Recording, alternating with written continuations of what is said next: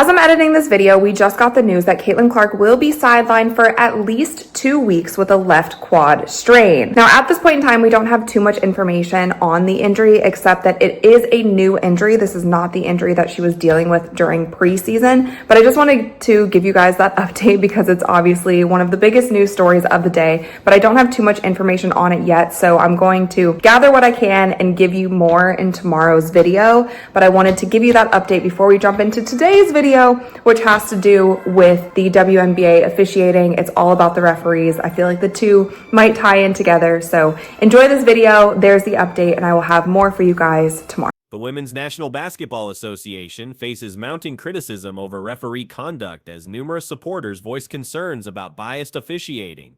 Officials have consistently overlooked aggressive play directed towards specific players. Caitlin Clark experiences unprecedented physical contact that surpasses treatment received by other league participants. The organization fails to safeguard their primary revenue generator, sole attraction, and singular celebrity talent. The inevitable consequence has materialized. Promises were made about transforming professional women's basketball. Marketing campaigns positioned her as tomorrow's icon. However, nobody anticipated that the institution itself would become her greatest adversary. They break down essentially why they are making the calls that they make, and they also talk about the influx of new fans flooding to the WNBA. They talk about Caitlin Clark a little bit. This article to me was really telling. It actually came out in January, but it was published by SB Nation, and it's entitled "How WNBA Referees Are Scouted, Trained, and Held Accountable Explained." To summarize for you guys, there are two people that they interview, and Within mere contests, Caitlin Clark transformed from the WNBA's celebrated marketing centerpiece to the court's most targeted individual. The situation proves astounding. Clark will remain unavailable for no less than 14 days due to quadriceps muscle damage. Recent evidence has surfaced explaining the circumstances surrounding Clark's physical harm. Repeated infractions constitute deliberate misconduct. Clark drives enthusiasm for Indiana's franchise and generates curiosity throughout women's professional basketball. The first-year player endured multiple purposeful violations. These actions extended beyond opposing squads. Have worked within the NBA and the WNBA referee sphere for the past 20 to 30 years, and now they are kind of at the head of these WNBA referees. So they are giving insights into everything that goes into the job. So they start off by sharing that the officiating in the WNBA became as hot button of an issue as any. Heated debates surrounding the league's physicality dominated the headlines. The scenario transcended typical newcomer adjustment difficulties. Events appeared significantly more calculated and hazardous. Following each contest, league participants, spectators, and coaching staff universally criticize officiating personnel. They demonstrate unwillingness to implement modifications because referees maintain substandard performance. Contest after contest, Clark absorbed impacts, experienced forceful contact with playing surfaces, and competed amid numerous uncalled infractions. Individuals responsible for maintaining competitive balance. The officials observed passively like background performers in poorly executed theater. Particularly when Indiana Fever star rookie Caitlin Clark was subject to several intentional fouls. Now, they also brought up Game 5 of the WNBA Finals. We actually made a whole video about that as well because there were some suspect calls at the end of that game, and a lot of people felt like the WNBA Finals were actually rigged because Kathy Engelbert was also wearing a dress that had the New York City skyline on it. So there was just a bunch of things that seemed kind of fishy. Now, where the article starts to get interesting is where Initial occasional oversights rapidly escalated into widespread epidemic of ignored violations, permitting obvious infractions while Clark contacted the floor. Indiana's head coach Stephanie White voiced complaints regarding her squad's lack of whistle protection and insufficient respect. Then arrived the unwanted moment. Clark sidelined with quadriceps injury. Suddenly, supporters began reviewing every overlooked foul, every body contact that went unaddressed, every glance she directed toward officials, pleading for whistles that never materialized. Recovery requires 14 days minimum following quadriceps muscle strain. Clark and Sophie Cunningham approached officials seeking explanations for recent occurrences, yet that official completely ignored their inquiries.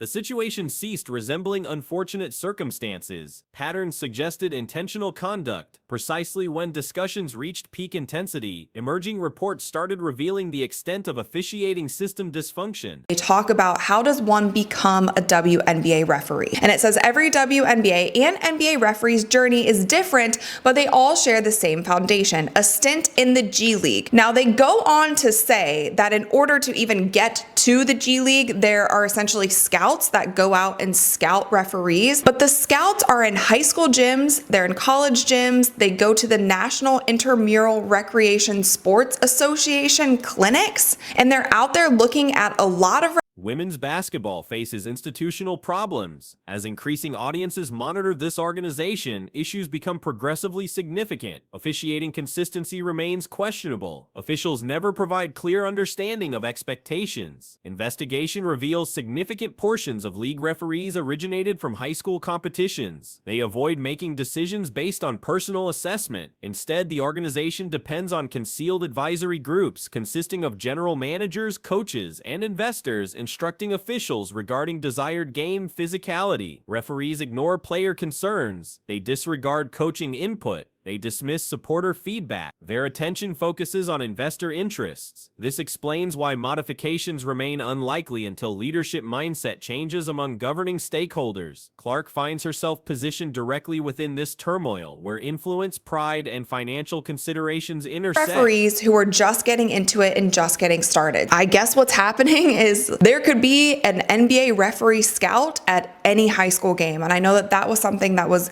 going viral on Twitter when we were talking about the referees who were refereeing the Fever and Liberty game, that one of the referees seems like his only experience was actually refereeing high school games. Now, I will put this out there, you guys. I don't want any of you guys hunting down the referees and making threats. Clark never retreated from challenges. During Iowa tenure, she rewrote statistical records, attracted millions of supporters, and elevated women's basketball to primetime television status. Upon entering professional ranks, everyone anticipated excitement, not merely from her athletic ability, but from enthusiasm she'd create for an organization requiring miraculous intervention. The year 2024 marked unprecedented viewership expansion throughout the WNBA, substantial portions directly attributed to Clark, who captivated basketball communities following exceptional collegiate performance. She participated in 18 straight games spanning Iowa career and Indiana professional tenure. During 39 Iowa Hawkeyes contests, perfect attendance was maintained.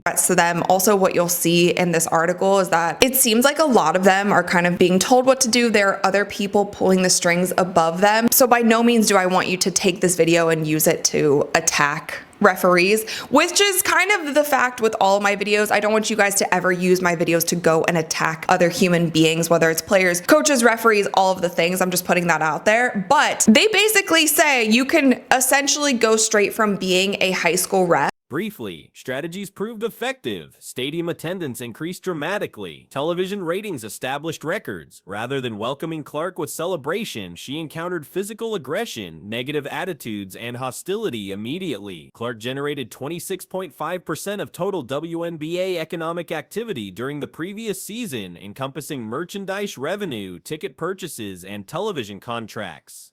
With Clark unavailable for 2 weeks minimum, questions arise regarding league sustainability without her presence. Can professional women's basketball maintain arena capacity and television ratings? From her professional debut moment, competition transcended athletics. Encounters became personal. Every game resembled running a gauntlet. Defenders exceeded typical guarding responsibilities. They applied physical contact, resembling mixed martial arts rather than basketball. She faced full-court defensive pressure, off-ball contact, and floor impacts appropriate for rugby matches rather than basketball competitions.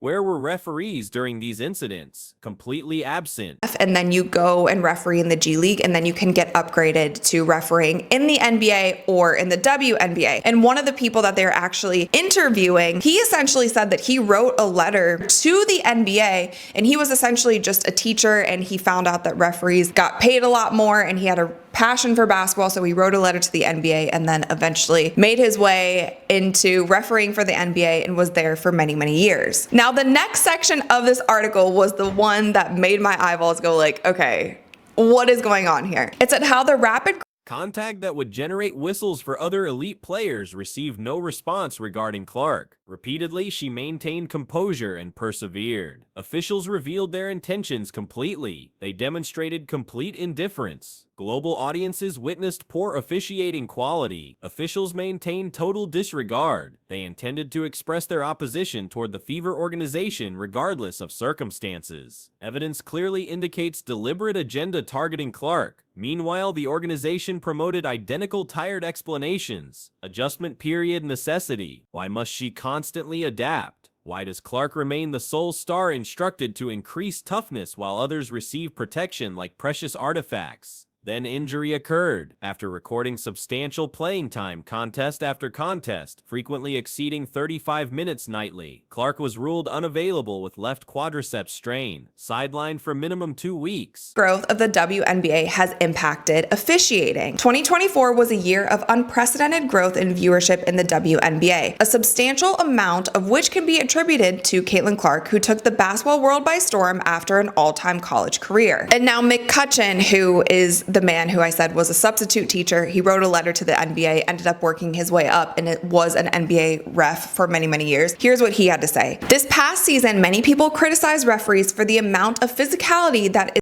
Some claimed complaints originated from inexperienced WNBA observers and newcomer fans lacking understanding. However, clear problems exist. The situation transcended simple setback. It delivered devastating blow to Indiana franchise and massive loss for entire WNBA. For numerous supporters, the incident felt less like accidental occurrence and more like neglect consequences, representing cumulative result of season-long unchecked aggression from an organization failing to protect their sole player, maintaining operational viability. Indiana guard Clark suffered left quadriceps strain, requiring minimum 2-week absence. This was an unavoidable fate. The disaster could have been prevented. What intensified frustration? Deafening organizational silence. Leadership offered no statements regarding physical punishment Clark endured. No acknowledgments, no apologies, simply another injury report, addition.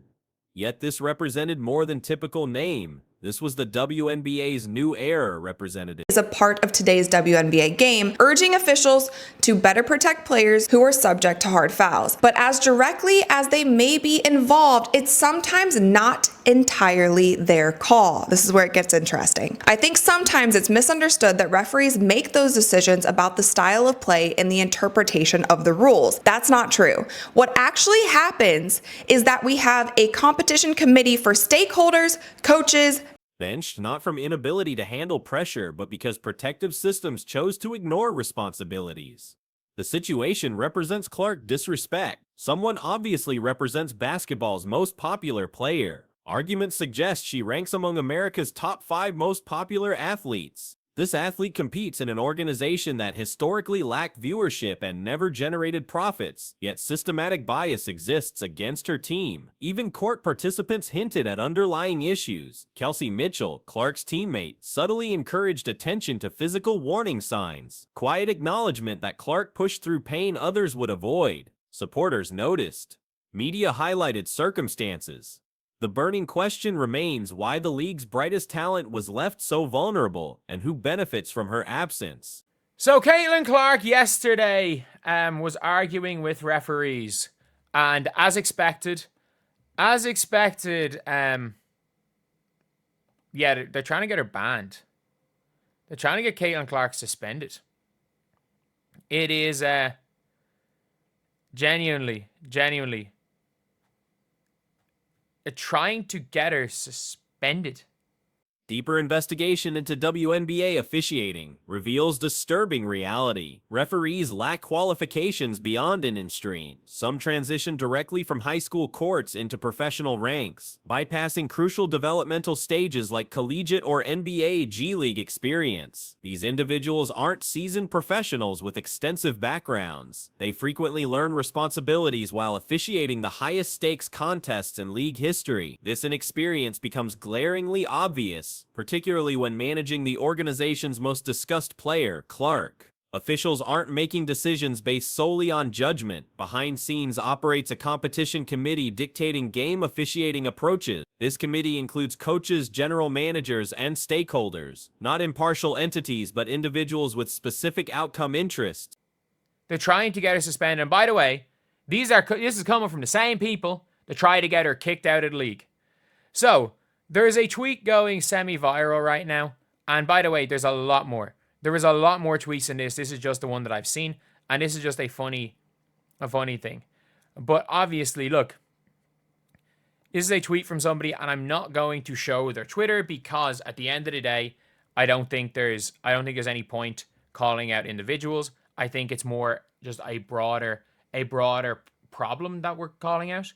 League insiders confirmed this arrangement through interviews. Officials receive instructions regarding permitted physicality levels, priority fouls, and play styles aligning with organizational branding rather than fairness principles. Stakeholder committees comprising coaches, governors, and general managers determine preferred basketball styles, with referees following those directives. Clark's presence disrupts carefully managed status quo. She introduces different tempo, generates unprecedented media coverage, and creates spotlight that disturbs existing systems. Her dynamic approach conflicts with rougher, slower, more physical games the committee apparently favors. Consequently, she faces undeserved court punishment without appropriate protection. Mid-season realization occurred quickly. 4 games required before Stephanie White declared sufficient tolerance. Clear fouling occurred. The situation represents pretty egregious treatment experienced during recent games. Contact triggering immediate whistles in NBA or collegiate competitions gets dismissed. No calls, no justice, only silence.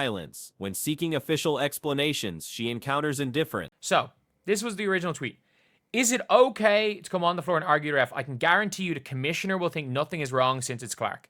And in the last week, that same person has tweeted this. And she was the original person that made the viral tweet. With 1.7 million views, saying you need to take a closer look at why Clark was pressuring her coach to be let back in the game when they were up over 20 points. It resulted in Dave Portnoy placing a bet. It resulted from placing a bet. No, that is not false. This isn't paranoia.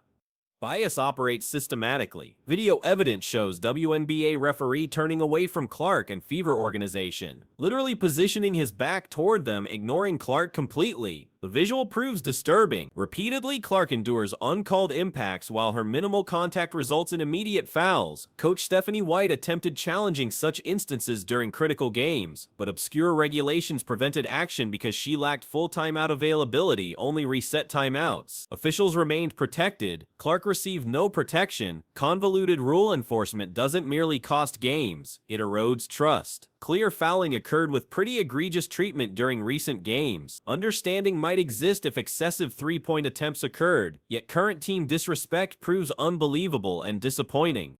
For a triple-double, he won over 300 grand, tagging the commissioner. And then, the next day, tweeted out this. Did WNBA comms Neka Wumke know that Sophie Cunningham was sleeping with her GM? There is an ethic code. Great spelling there. Capital E. Great. Code. Was there an ethic code violations? Great grammar. This concerns systematic flawed structure, where referees answer not to game principles or fairness, but to concealed interests. Clark faces targeting not just from defenders, but from systems desperate to control narratives, rather than safeguard most valuable assets. The organization's sole draw, only ticket-selling player, potentially faces extended absence. What solutions exist now? Increasing revelations clarify circumstances. Officiating crisis isn't accidental, it's intentional. Organizations might attempt downplaying issues, yet backlash intensifies. Supporters aren't alone in raising concerns. Players, coaches, and analysts nationwide openly criticize officiating with Clark at the center. This isn't favoritism seeking, it's fairness demanding. Understanding frustration accompanying officiating involves inconsistency recognition. However, this isn't unique to women's basketball. When referees consistently overlook blatant fouls on stars drawing record-breaking attention, accountability demands emerge. Is that the reason she was traded? And again, this person is literally, so in the last 10 days, has called for Caitlin Clark to be investigated for fraud, tagging the WNBA. And again, do you want to know what the funniest thing about all of this is? is that I would think nothing of this if it wasn't for the fact that WNBA have literally opened an investigation based on Twitter. One heavily discussed moment occurred during Fever vs. Liberty confrontation. With game balance hanging, Clark drove toward basket and received clear fouling from Natasha Cloud. Contact was so evident that replay angles confirmed circumstances, yet no whistle, no call. Game concluded. When fouling occurred, CBS mentioned available challenge. However, that proved irrelevant. Stephanie White couldn't challenge that foul call on Lexi Hull, leading to game-winning free throws from Sabrina Ionescu because she lacked timeout availability. Full timeouts, not reset timeouts. Initiate challenges. The issue involves CBS announcers unnecessarily mentioning challenge possibilities. Clark and teammates immediately confronted officials seeking explanations but received none. Officials simply departed. Clear messages were sent, not just to Clark, but to all viewers. Whistles don't blow equally for everyone, and this was an isolated incident.